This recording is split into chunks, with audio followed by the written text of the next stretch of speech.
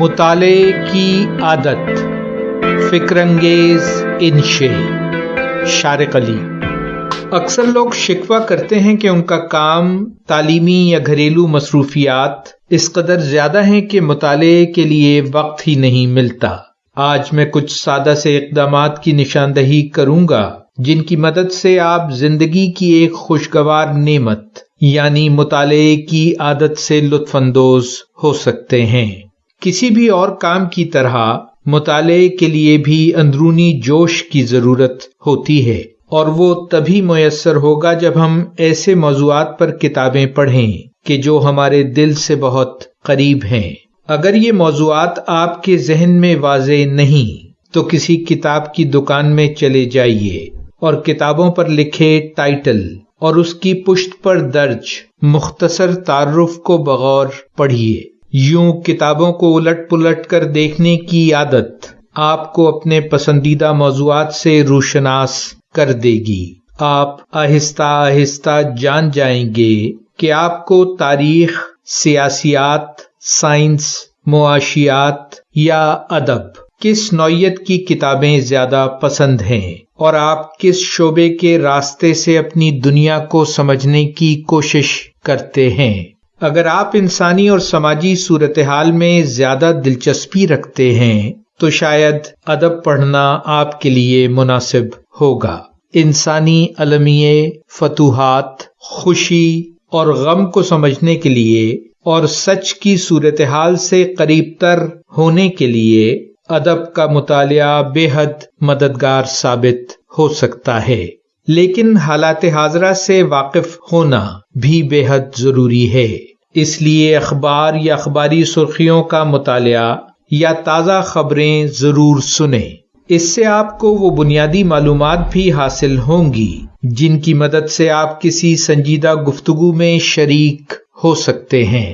اپنے مزاج یا رجحان کے مطابق شعبے اور موضوع کا تعین کیجیے، لیکن جو بات اہم ہے وہ ہے مطالعے کی عادت، اور اس موضوع پر اپنے خاندان والوں یا اپنے دوستوں سے اظہار خیال کرنا، ان کی رائے لینا، ان سے پوچھنا کہ ان کے مطالعے میں کون سی کتابیں ہیں۔ یہ بات آپ کے جوش میں اضافہ کرے گی۔ گفتگو کے دوران اگر کسی دلچسپ کتاب کا ذکر آئے تو اسے عاریتاً مانگ لینے میں بھی کوئی حرج نہیں۔ اگر آپ کسی لائبریری سے واقف ہیں تو وہاں کی سہولیات سے بھرپور فائدہ اٹھائیے۔ اگر آپ کسی شاپنگ سینٹر میں گھوم رہے ہیں اور آپ کو کچھ فرصت میسر ہے تو کتابوں کی دکان کا ضرور چکر لگائیے۔ نئی کتابوں سے نہ صرف آپ کی شناسائی میں اضافہ ہوگا بلکہ مطالعے کے سلسلے میں آپ کے جوش میں بھی۔ اگر آپ کمپیوٹر ٹیکنالوجی استعمال کرتے ہیں تو ایسی ویب سائٹس آج کل بہت عام ہیں جہاں سے آپ اپنی پسند کی کتابیں ڈاؤن لوڈ کر سکتے ہیں اور بغیر کوئی رقم خرچ کیے۔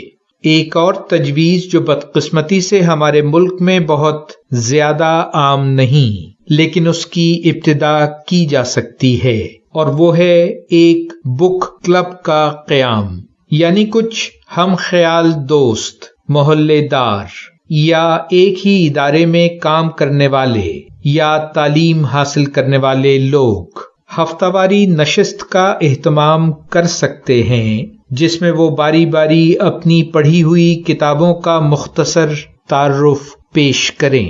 جس طرح ہم اپنی زندگی میں آرزوؤں کی فہرست بنا سکتے ہیں، بالکل اسی طرح ہمیں اپنی زندگی میں ان کتابوں کی فہرست بنانا چاہیے کہ جو ہم پڑھنا چاہتے ہیں۔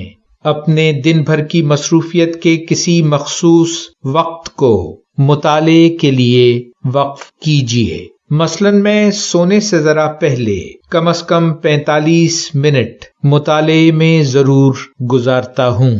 ہو سکتا ہے آپ کو اپنے کام کے مطابق کسی اور وقت مطالعے کی فرصت مہیا ہوتی ہو، لیکن وہ وقت ایسا ہونا چاہیے کہ جس میں بغیر توجہ ہٹائے آپ کا ذہن مطالعے پر مرکوز ہو سکے۔